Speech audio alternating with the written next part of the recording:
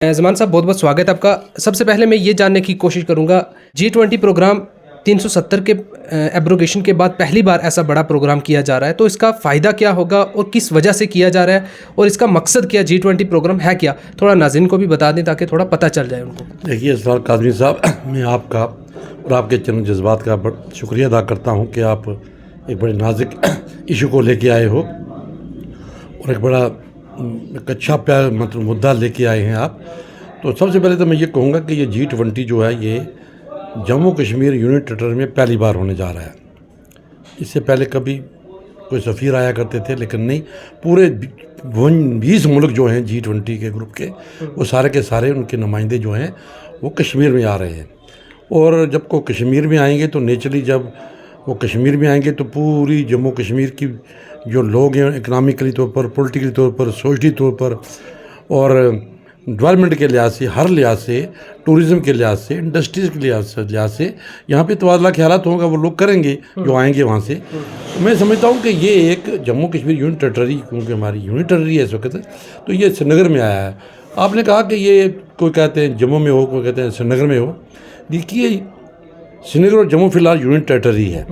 अगर श्रीनगर में होता है तो इसमें बुरा क्या है, और जम्मू में भी बाद में हो तो होना चाहिए। लेकिन ये लोग कुछ ऐसे लोग आ गए हैं, कुछ लोग सियासी लोग जो हैं वो सियासी रोटियां सेक रहे हैं। वो नहीं चाहते कि जम्मू कश्मीर डेवलप्ड हो, यहाँ पे तरक्की हो, यहाँ पे आके यहाँ पे लोग आएँ बाहर से आके देखें क्या जम्मू कश्मीर में क्या मसला है। लेकिन वो सियासी रोटियां सेक रहे हैं। कोई कह रहा है जम्मू में हो, कोई कहता है श्रीनगर में हो, कोई हर एक अपने अपने नज़रिए से ले रहा है। मैं समझता हूँ कि उनकी सोच जो है वो पुख्ता होनी चाहिए। जम्मू कश्मीर में G20 आ रही है और इसको होने रहने देना चाहिए। इससे ये हो जाएगा कि बाहर की सतह पर बैरूनी मुल्कों में भी पता चलेगा कि जम्मू कश्मीर है क्या, यूनियन टेरिटरी क्या है, वहाँ के लोगों का रहन सहन क्या है, उनका ढंग क्या है, उनके मसाइल क्या हैं, उन कैसे डेवलप हो सकते हैं। इस लिहाज से मैं समझता हूँ कि ये बड़ा अच्छा महसूस होता है, पॉजिटिव स्टेप है हिंदुस्तान की गवर्नमेंट का और मैं हिंदुस्तान के वज़ीर आज़म का, होम मिनिस्टर जी का और जितने भी कंसर्न हेड्स हैं उनका शुक्रिया अदा करता हूँ कि ये होने जा रहा है और इसको हमने कामयाब करना चाहिए। देखिए, इसमें तरह तरह की रुकावटें डालने की कोशिश की जा रही है, सियासी लोग भी कर रहे हैं, कुछ और लोग भी ऐसी किस्म के दखल दे रहे हैं जो नहीं होना चाहिए। और मैं समझता हूँ कि जब ये G20 यहाँ पे हो जाएगा तो एक अच्छे नताइज निकल के आएंगे। अभी आपने 370 की बात करी, 35A की बात की, तो 370-35A टूटने के बाद 5 अगस्त 2019 के बाद ये हो रहा है। तो मैं समझता हूँ कि 370 पे और 35 पे बीइंग ए लॉ स्टूडेंट होने के नाते, एक लीगल कानून, एक वकील होने के नाते मैं ये कहूँगा कि इस पे तो हमने इसको तज़किरा नहीं करना चाहिए, इस पर बहस मुबासा नहीं करना चाहिए, क्योंकि मसला सुप्रीम कोर्ट में सब जुडाइज है और वहाँ पे बहस होगी, सुना जाएगा। और मैं हैरान हूँ कि जम्मू कश्मीर और यहाँ तक कि हिंदुस्तान की लीडरशिप से मैं गुजारिश करूँगा कि जब मसला एक जम्मू के सुप्रीम कोर्ट में चला गया है, अदालत आलिया में चला गया है, वहाँ से क्या फ़ैसला होकर आता है वो बात की बात है, लेकिन उस पर चर्चा करनी, उस पर टिप्पणियाँ करनी, उस पर बोलना, सियासी लोग भी बोल रहे हैं। जब ये टूटा था तो उसको कोई 370-35 पे कोई बोला नहीं, कोई पार्टी नहीं बोली, साथ टूट गया चल रहा है। अब लोग ये हैं कि पॉलिटिकल बेनिफिट लेने के लिए, अपने वेस्टर्न इंटरेस्ट को रखने के लिए सियासी नज़रिए को लेके आगे आ रहे हैं। 370 टूटना चाहिए, 35 टूटना चाहिए या वो स्टेट रूल मिलनी चाहिए। हमारी ये गुजारिश है इस वक्त कि इस मसले पर टिप्पणी नहीं करनी चाहिए। और 370-35 के बाद देखिए, मुखालफत बराए मुखालफत नहीं होनी चाहिए, प्रैक्टिकल और तनकीदी जो तनकीद होनी चाहिए वो एक मुस्बत होनी चाहिए, अच्छी सोच होनी चाहिए, तनकीद होनी चाहिए। लेकिन इस किस्म की तनकीद करना कि ये यहाँ पे कुछ नहीं हो रहा है, यहाँ पे 370-35 ले आना और इलेक्शन की बात कर लेना, इलेक्शन हो नहीं रहे हैं। मैं उन सियासी लोगों से गुजारिश करूँगा, हाथ जोड़ के अपील करूँगा, इलेक्शन भी होने चाहिए, इसमें शक नहीं है। लेकिन चंद ही लोग, पॉलिटिकल पार्टी जो है वो कह रही हैं इलेक्शन नहीं हो रही हैं, वही लोग जो आज तक जम्मू कश्मीर को लूटते रहे हैं, खाते रहे हैं, तबाह और बर्बाद जम्मू कश्मीर को करके रख दिया है, वो लोग आके कह रहे हैं जी इलेक्शन हो, कौन पार्टी आए। हम किसी पार्टी से तलब नहीं रखते, लेकिन हमारा ये गुजारिश होगी उन लीडरों से कि खदारा इसको पॉलिटिकल इशू मत बनाएं। इलेक्शन को लेके आप सब इकट्ठे हो गए हैं, लेकिन लोगों को मुद्दे लेके आप सामने नहीं आ रहे हैं। बेरोज़गारी कितनी है जी, यहाँ पे करप्शन कितनी है, उसको कैसे ख़त्म किया जाए, उस पर कोई बोल नहीं रहा है। बस इलेक्शन होने चाहिए, 370 टूटना चाहिए, 35 टूटना चाहिए। मैं तो समझता हूँ कि जब तक पूरा जम्मू कश्मीर स्ट्रीम लाइन नहीं हो जाता, ठीक नहीं हो जाता, यहाँ पे देखिए स्कीमें चल रही हैं, जो भी चल रही हैं होनी चाहिए, चलनी चाहिए। एक फ्री हैंड जब कर हो, आज मैं समझता हूँ कि डिस्ट्रिक्ट लेवल पे भी लोग काम हो रहे हैं, उस तरह पे नहीं हो रहे हैं, लेकिन ये होने चाहिए। लेकिन मेरी ये गुजारिश होगी कि इसमें खलल मत डालें, जम्मू कश्मीर की अज़मत को, इसकी शान को, इसकी आइडेंटिटी को बरकरार रखते हुए ऐसी बात होनी चाहिए जिसमें लोगों की बका व बहबूदी हो, उसकी बेहतरी हो। ये समझा जा सकता है कि G20 प्रोग्राम जो श्रीनगर में मुनक्कद किया जा रहा है, गवर्नमेंट ऑफ इंडिया का वेलकम स्टेप है ये। देखिए मुझे ये बताएं, अगर कश्मीर उन्होंने चुना है, वहाँ रखा हुआ है, तो अगर 2 साल बाद जम्मू में हो जाता है या पुंछ में हो जाता है और राजौरी में हो जाता है, तो इसमें बुरा क्या है? अगर कश्मीर में होने लगा है तो किसी को क्या तकलीफ हो रही है?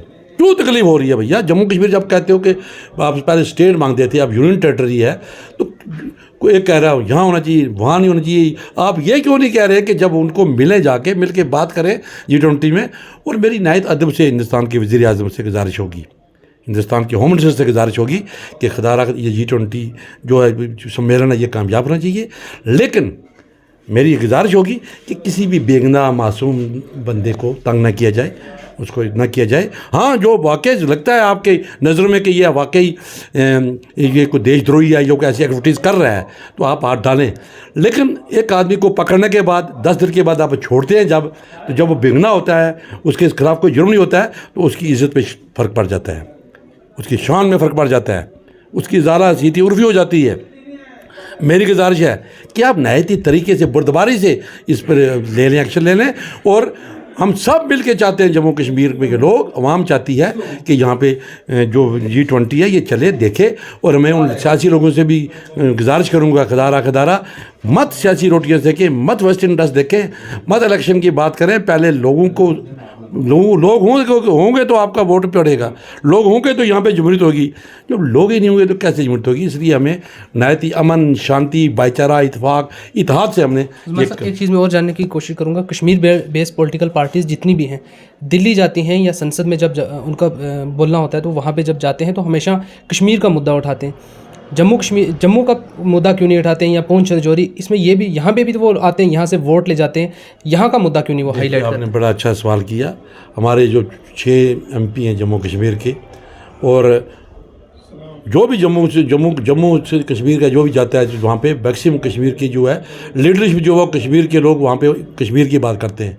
हालांकि उनको जम्मू की बात करनी चाहिए, खिता पीर पंजाल की बात करनी चाहिए, हर तबके की बात करनी चाहिए, पहाड़ी लोगों की बात करनी चाहिए, गुजर बकरवाल लोगों की बात करनी चाहिए। उनकी ज़िंदगी, उनकी आसूदा ज़िंदगी बने, बेहतर बने, उनके लिए बात करनी बनी चाहिए। लेकिन कोई भी MP, कोई भी जो मान कश्मीर की, खासकर कश्मीर के लोग जो है ना, वो जम्मू के प्रॉमिस को नज़रअंदाज कर देते हैं, बोलते ही नहीं वहाँ पे जाके। मेरी उनसे भी गुजारिश हो गई है कि अगर आप जम्मू कश्मीर कह रहे हैं यूनिट टेरिटरी है, इकट्ठा है, तो आप क्यों नहीं बोलते जम्मू के बारे में? आप क्यों नहीं पीर पंजाल के बारे में बोलते? वो तो पीर पंजाल से भी बोल लेते हैं, पीर पंजाल के से बोल लेते हैं। और ये कठुआ, उधमपुर, राजौरी, पुंछ, खिता पीर पंजाल, जितना भी एडजाइनिंग एरिया है, ये लोग जब बिल्कुल अपने जम्मू कश्मीर में रह के अपने देश की बात करते हैं, भाईचारे की बात करते हैं, इत्तेफाक की बात करते हैं, अमन की बात करते हैं, और हमारे चुने हुए नुमाइंदे पार्लियामेंट में जाके बात ना करें, तो हमें दुख होता है।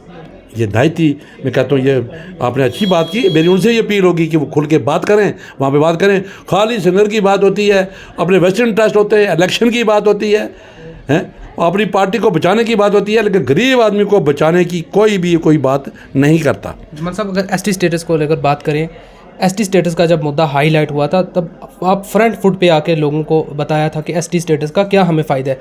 उसके बाद उम्मीद थी लोगों को कि ST स्टेटस मिलेगा, लेकिन अभी तक मिला नहीं। लेकिन कुछ ही 2 दिन पहले की बात है, एक बाड़ी बनाई गई है पीर पंजाल में, यहाँ पे बाड़ी बनाई गई है ST स्टेटस के लिए, जो पहाड़ी कबीले के लोग हैं। तो आप किस तरह से देखते हैं कि आने वाले वक्त में ST स्टेटस का दर्जा दिया जाएगा, या ऐसे ही बाड़ी बनाई जा रही है? मैं पुरुमीद हूँ। मैं तो किसी पार्टी में नहीं हूँ, लेकिन मैं पुरुमीद हूँ बीइंग ए पहाड़ी। मैं ये कह सकता हूँ कि हिंदुस्तान का होम मिनिस्टर, हिंदुस्तान का प्राइम मिनिस्टर और जम्मू कश्मीर का लेफ्टिनेंट गवर्नर, ये शेड्यूल टाइप जो है पहाड़ी कबीले लोगों को मिलना चाहिए, और वो उन्होंने माना भी है। और हम ये चाहते हैं कि हमारे गुजर बकरवाल जो हमारे भाई हैं, जिनको ये मुराद दी गई हैं, उनको और मुराद मिलें, उनका उसका ना लिया जाए, उनको हिस्से को बरकरार रखते हुए हमें जो हमें मिलना चाहिए। और मुझे पूरा यकीन है ये जो आपने कहा ना कोई पार्टी बनी है, ये बीजेपी की कोई हेड्स बने हैं डिस्ट्रिक्ट लेवल पे, पहाड़ियों के उन्होंने बनाए हैं। तो लेकिन जहाँ तक पहाड़ी का तल्लक है, तमाम पहाड़ी जो लोग हैं ना, पहाड़ी कबीला के लोग, वो इस पर सहमत हैं कि ये शेड्यूल ट्राइब मिलेगा। और मुझे यकीन है हमारे साहब 2 दिन पहले मीटिंग भी की गई, क्या ऐसे ही मीटिंग करते रहेंगे या ग्रांट भी होगी एसटी? देखिए मसला बिल्कुल नज़दीक लग चुका है। सिर्फ पार्लियामेंट, पिछली बार पार्लियामेंट नहीं चल सकी, अब दोबारा पार्लियामेंट बैठेगी और इसका ऑर्डिनेंस भी हो सकता है। पार्लियामेंट में पास हो जाता है, बिल बन जाता है तो ज़्यादा अच्छा है। अगर पार्लियामेंट बनता है तो ये हिंदुस्तान की हुकूमत ऑर्डिनेंस भी ला सकती है। लेकिन हमारी ये गुजारिश होगी कि इलेक्शन से पहले कोई इलेक्शन हो, पंचायतों का हो, डीसीसी का हो, असम्बली का हो, इवन पार्लियामेंट का हो, हमारी नायती अदब से गुजारिश होगी होम मिनिस्टर जी से, ट्राइबल मिनिस्टर से और प्राइम मिनिस्टर जी से कि जितनी जल्दी हो इलेक्शन से पहले शेड्यूल ट्राइब पहाड़ी कबीला को लोगों को दें और इनको एट पार करें, सब मिल के चलें, अमन से रहें। तमाम हर मज़हब कहता है कि सबको साथ के चलो, मसावत है, भाईचारा है, इत्फाक है, इत्तेहाद है। और इस्लाम तो ये कहता है कि कुल मुसलमान व इखवाना, तमाम मुसलमान भाई हैं। तो किसी का हिस्सा छीने बगैर अगर हम पहाड़ियों को मिलता है तो किसी को उधर भी नहीं होना चाहिए। उनसे ही मेरी गुजारिश है। गुजर और बकरवाल की हालत जो है ना, वो भी बड़ी खस्ता हालत है। बकरवाल तो मैं कहता हूँ बुरी हालत में रह रहे हैं। फॉरेस्ट राइट एक्ट मिला है लेकिन उसका फ़ायदा नहीं मिल रहा है। हमारी जम्मू कश्मीर की हुकूमत से भी गुजारिश होगी कि उनको फ़ायदा और दे। लेकिन हमारा जो शेड्यूल ट्राइब है, इसको जितना जल्दी हो इलेक्शन से पहले ये शेड्यूल ट्राइब मिलना चाहिए। जमाल साहब एक और मैं क्वेश्चन जानने की कोशिश करूँगा। यहाँ पे नए डीसी साहब आए, बहुत सारे इन्होंने नए इनिशिएटिव्स भी लिए हैं। कई ऐसे लोगों को परेशानियां आ रही थी, कई जगह करप्शन हो रही थी, तो इन्होंने इंक्वायरी भी वहाँ पे बैठा दी है। उसके अलावा मुगल रोड पे लोगों को आने जाने में परेशानी आ रही थी, तो इन्होंने एक बस भी आरटीसी जिसमें वो भी कर दी है।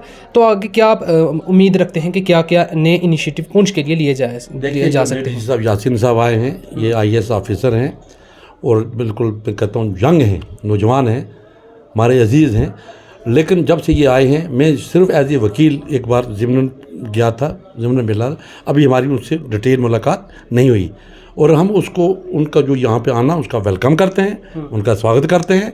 जो भी आपने ये कहा कि ये मुगल रोड के हवाले से, ये रोड गाड़ी चलने के हवाले से मुगल रोड में वो गए, ये अस्पताल में भी गए, ये कल बंडी लोन का टूर भी करके आए, यहाँ पे पुंछ का दौरा किया, म्यूनसिपलिटी से मिले, यहाँ के हमारे जजिस हज़रात से भी मिले। तो ये मिले, इनके ये एक लगता है कि ये कुछ करके दिखाएंगे।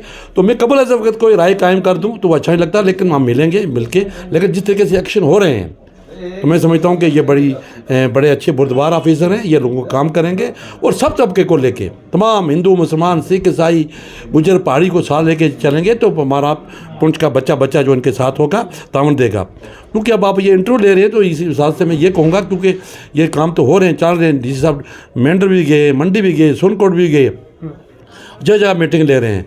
तो यहाँ की सिविल सोसाइटीज़ के साथ भी ये मीटिंग कॉल करें, यहाँ के रिलीजियस हेड के साथ भी मुलाकात करें, उनके भी मेंढर में बैठ के मीटिंग करें, सोनकोट जाएं, बालाकोट जाएं, बैठें।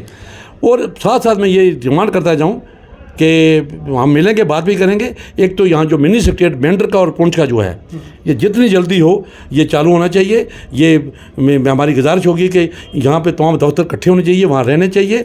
और सबसे बड़ी बात, हमारी बंद जो है दरिया की, शेर कश्मीर बंद, ये जल्दी बन जाएगी। क्योंकि सीज़न अब ये बारिशों का आ रहा है, कहीं ना हो कि आधा शहर खतरे में है। इसमें बंद बननी चाहिए, मिनी सेक्रेटरीट होना चाहिए। और मुझे तवक्को है डी साहब से कि ये गुजारिश है कि ये किला है, इसको देखेंगे।